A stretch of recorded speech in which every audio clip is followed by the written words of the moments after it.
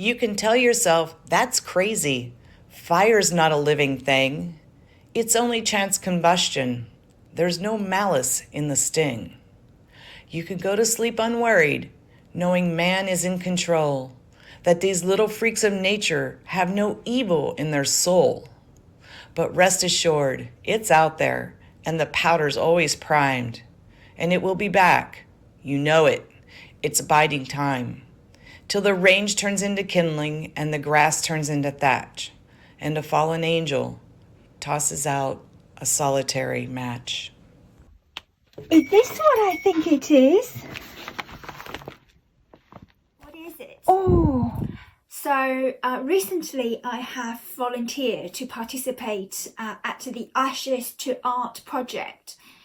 The Ashes to Art project is to raise funds for the Colorado volunteer fire departments, to raise funds for them by auctioning art online. And as you all know, in 2020, not only the pandemic, but also the devastating fires across Colorado, North Colorado. So my dear friend Michael O'Hara introduced this project to me. It's his brother Tim O'Hara and a group of volunteers started this project in 2012. And I am honoured to be part of this project this year. And the idea is that to take a piece of burned wood from the forest, a piece of charcoal, and make it into a piece of art. That's why it's called Ashes to Art. My idea is to grind the charcoal into ashes and blend that into my ink, and I use that ink to create a blooming peony out of the dark ground. So peonies represent prosperities.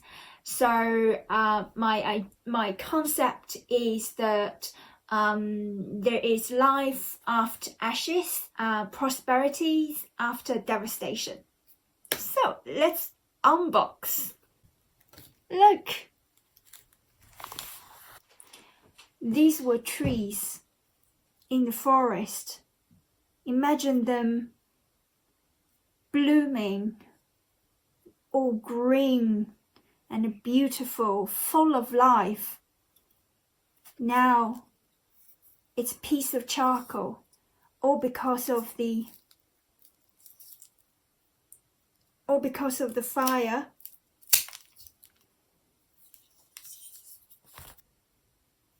It's my mission to bring them life again. Let's get dirty!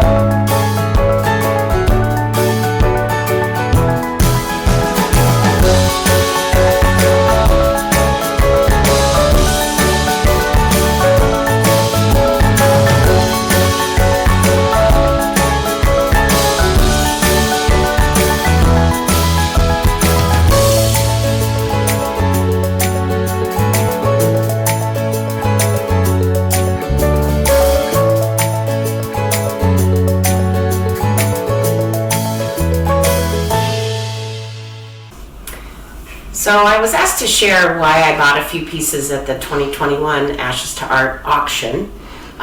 There may have been a glass of wine or two involved. Not only was it a great cause to help volunteer firemen and women and departments, but the quality of the art was just outstanding and so unique that it really sung to me, both from a purpose and a meaning, but also just artistically. It was just really fabulous, very wide variety. I felt like there would never be another opportunity to buy this kind of art that was not only quality but had such meaning to the area after the fires.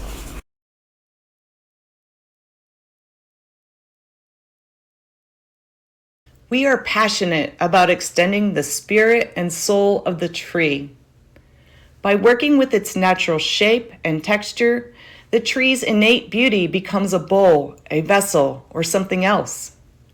The use of crushed charcoal, gemstones, or minerals transforms each wooden canvas into a work of art infused with movement and beauty. I am often asked where I find my inspiration. It comes from everything around me: the mountains, the sky, conversations with friends, and listening to music. I take all of it into the studio with me. I want my paintings to come alive with personal experiences and feelings. I want to make a one-of-a-kind painting that makes a connection with the viewer. In this painting, I took my experience of driving through the dense smoke from a fire in Arizona and the relief I felt when we could finally see a red sun. Wildfires spreading across thousands of acres with intense, uncontrollable winds depicts a scenario intertwined with fear and bravery. We send continued prayers to the firefighters, residents, wild and domesticated animals. We yearn for rejuvenation of the land, water, and air. We hope for relief and share our support through art. This painting portrays the oldest and simplest piece of firefighting equipment known to man, a bucket.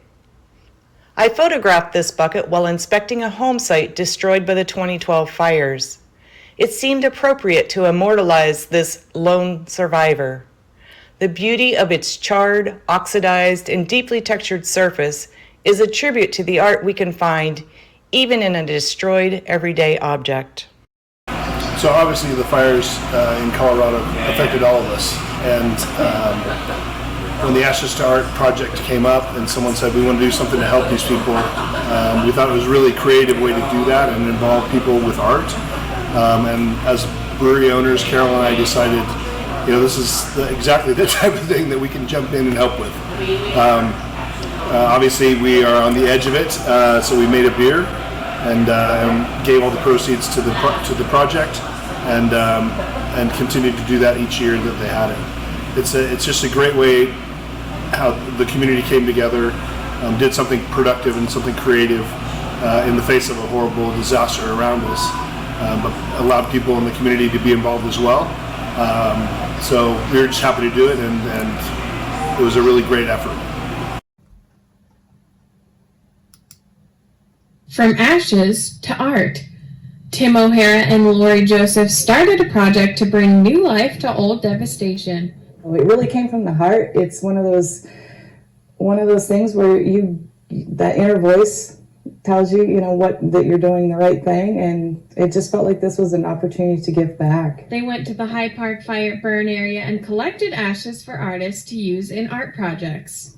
They can contribute the art, get it back here while the fire's still hot, so to speak, so people, it's still in their minds. The artists received packages just like this one, including a letter, some charcoal from the fire, and a fireball. We do have artists coast to coast. We have nearly, or maybe around 30 states, so over half the country is committed.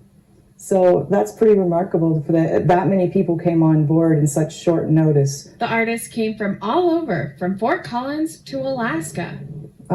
This one came from Maine. It's Belinda Thomas. Natalie Touchberry, I believe she's local. There's a necklace here that a woman made in Alaska.